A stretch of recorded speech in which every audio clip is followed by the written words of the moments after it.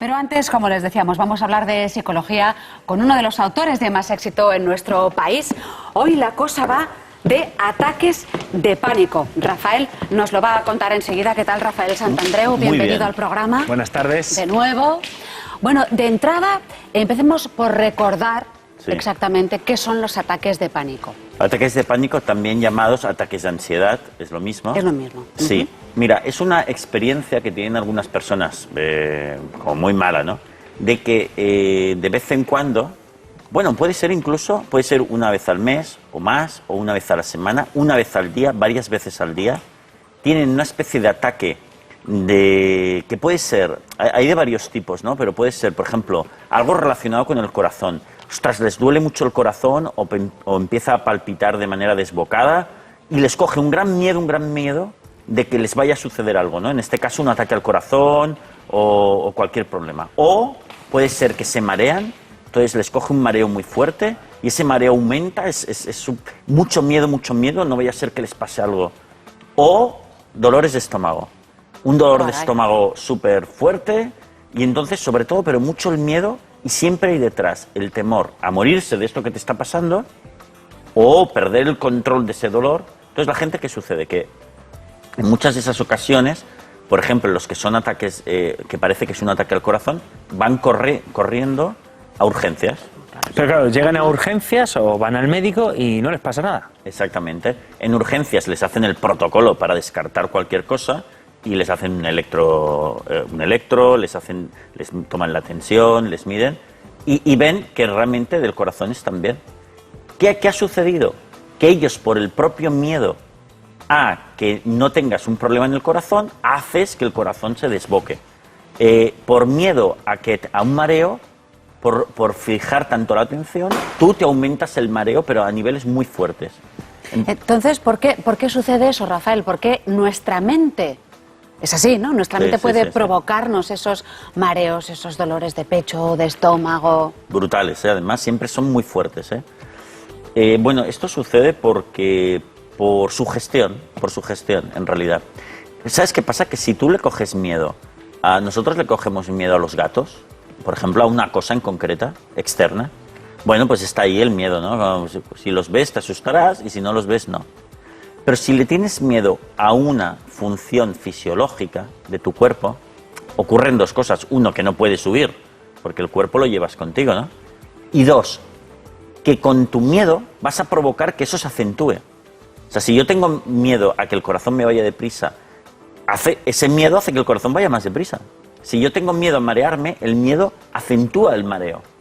Y el dolor también. Entonces, ese es el problema. Es por autosugestión, se produce como una especie de círculo vicioso que hace que me aumente increíblemente ese síntoma y luego me puede pasar en cualquier momento produciéndose ese ataque de ansiedad de tal que luego la gente se queda hecha polvo y se tiene que ir a casa y lo han pasado fatal. Pero es un poco esa sensación, Rafael, como cuando aprendemos a montar en bicicleta, vemos un charco, queremos esquivarlo o un pino y al final vas directamente al pino y te comes el charco. Por la tensión, ¿no? Cuando nosotros, exactamente, que estamos aprendiendo a ir en bici y vas por el camino y dices, bueno, ostras, un charco, bueno, lo voy a evitar, y ¡pum!, pasas por en medio del charco, que mira que era pequeño, pues por ahí. Sí, porque si focalizamos demasiado la atención en cosas físicas, en funciones físicas mías, las produzco en demasía. Por lo tanto, es un problema de sugestión. Bueno, entonces, ¿eso cómo se puede curar o atenuar o intentar ponerle remedio, Rafael? Se puede curar totalmente, totalmente. Yo he tratado, no sé, es de lo que los psicólogos tratamos más. Los casos de ataques de ansiedad o de pánico, yo creo que es la enfermedad número 1 que tratamos los psicólogos. O sea, yo he tratado cientos y cientos, ¿no?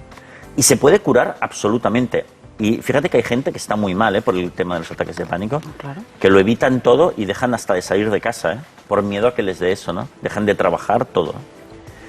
Bueno, pues me decías que cómo se cura. A ver, bueno, tenemos he traído una pizarra hoy para tener unos 7 consejos que pueden seguir las personas que tienen ataques de pánico para superarlo.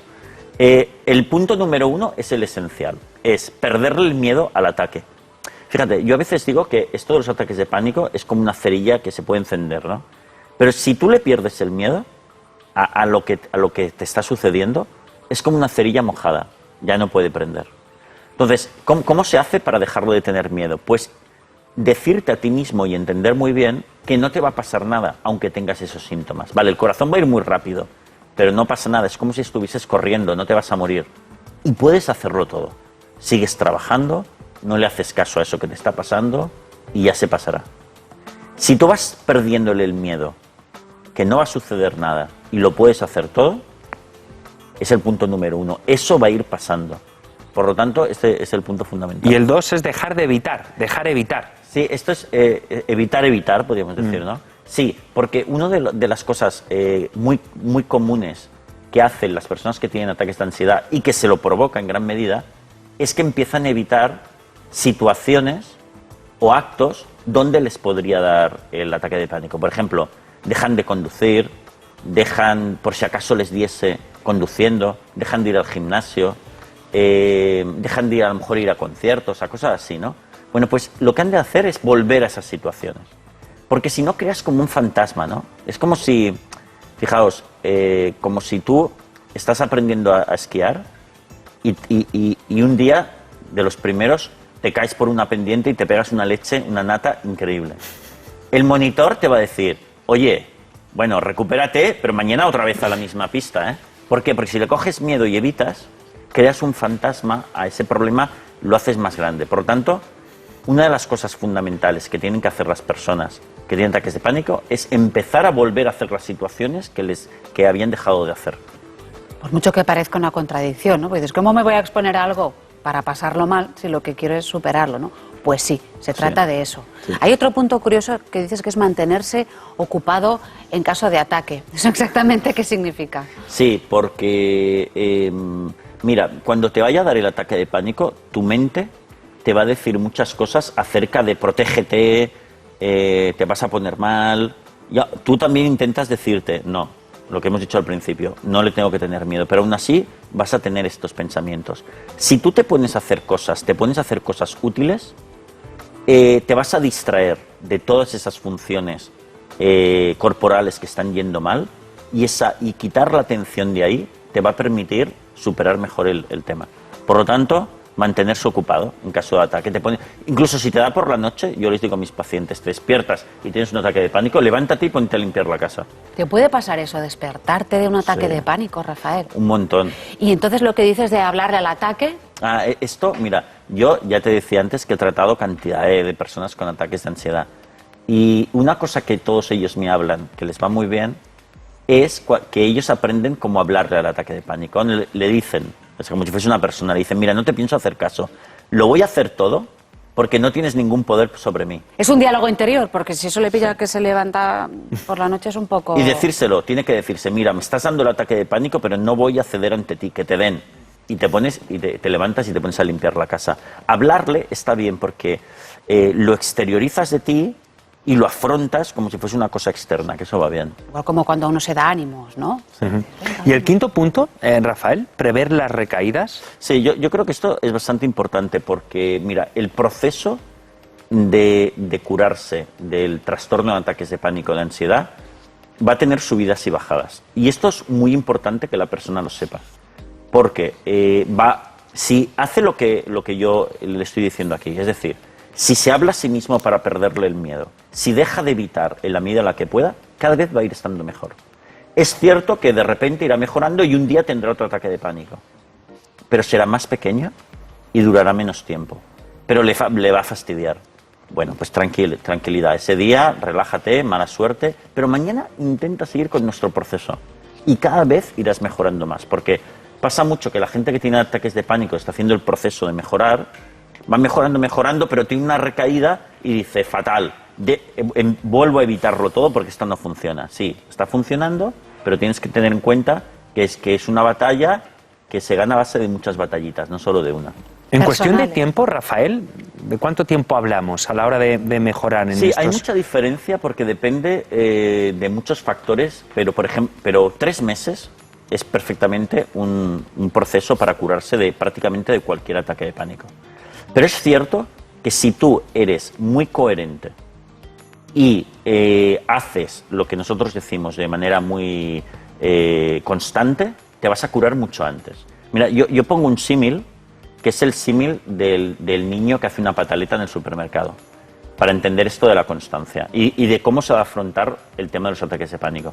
Tú imagínate que tienes un niño, tienes un hijo, que siempre que vais al supermercado arma una pataleta increíble porque quiere chuches y come muchísimos chuches. Ya el médico ha dicho que no le puedes dar más chuches. Pero la pataleta que arma es increíble. Entonces, tú como madre, ¿sabéis cómo? No sé si habéis visto Super Nanny alguna vez. Sí. Que salen de estos niños un poco tremendos. ¿Qué ha de hacer esa madre? Juanjo, ¿qué me dirías que ha de hacer esa madre si quiere educar al padre, niño? ¿no? ¿También? Claro, la También madre le o el pilla- padre en cuestión. Pues hombre, no lo sé. Yo creo que debería no ceder al chantaje de las chuches. Exactamente. No ceder, enseñarle al niño que con pataletas no va a ver lo que él pretende. Hablando, a veces sí, a veces no, pero con pataletas no.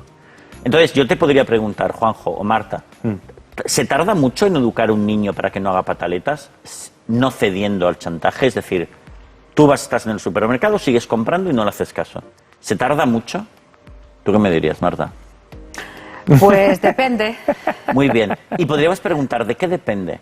Depende de lo constante y coherente que sean los padres en esa educación. Porque si tú algún día le das los chuches y otro día no le das los chuches, joder, va a costar mucho educar a ese niño.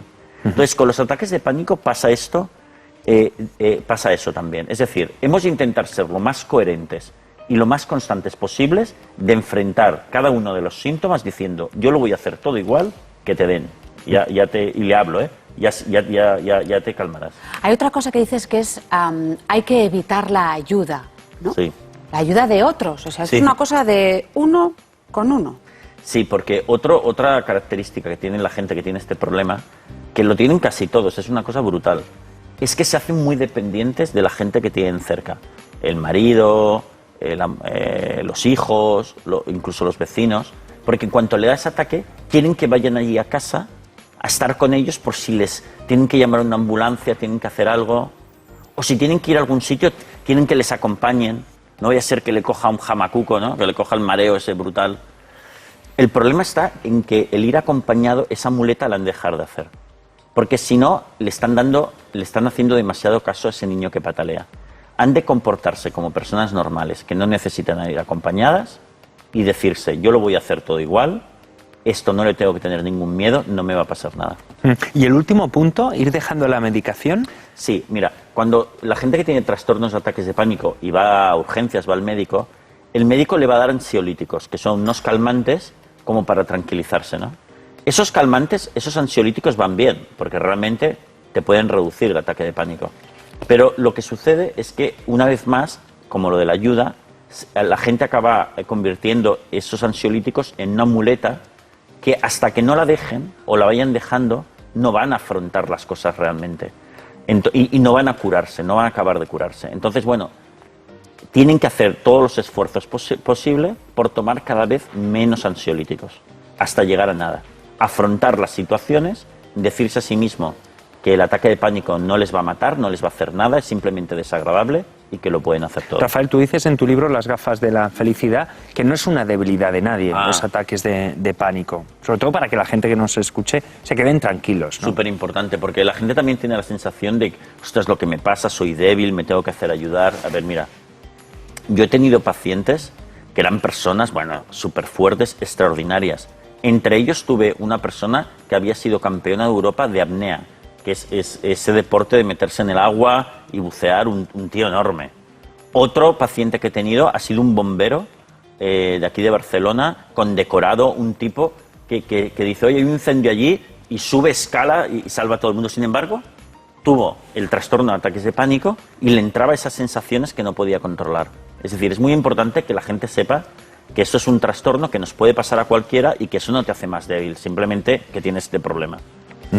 Bueno, pues Rafael Santandreu, te damos las gracias por la visita y te esperamos nuevamente la semana que viene. Claro que sí.